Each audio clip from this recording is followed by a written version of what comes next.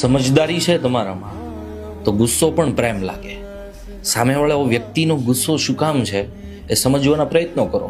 અમુક લોકોનો સ્વભાવ જ એવો હોય કે કાંઈ ન હોય એ વાત ઉપર પણ એને ગુસ્સો આવી જાય, પછી 5 મિનિટ પછી એને કાંઈ ના હોય. પણ એ વ્યક્તિની ભીતરમાં કાંઈ ના હોય. એ વ્યક્તિ સાવ સાફ દિલનો હોય, એના મગજમાં પણ કોઈ ધૃણા ના હોય. પણ જ્યારે તમે એને સમજવામાં ભૂલ ખાઈ જાઓ ત્યારે હકીકત એનો ગુસ્સો જ્યારે તમે ઈગો ઉપર લઈ લ્યો છો તો સૌથી વધારે દુઃખી પણ એ જ વ્યક્તિ થશે. સોરી સોરી કહેતો ફરશે. જ્યારે એને અહેસાસ થશે કે મારાથી ભૂલ થઈ છે ત્યારે સૌથી પહેલો માફી આવીને એ માગશે.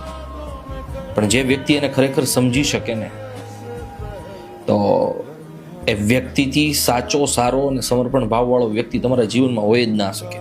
જે મોઢે મોઢી કહેવાની તાકાત રાખે છે, જે મગજમાં ભરીને નથી રાખતો, તમારી સામું ઠાલવી નાખે.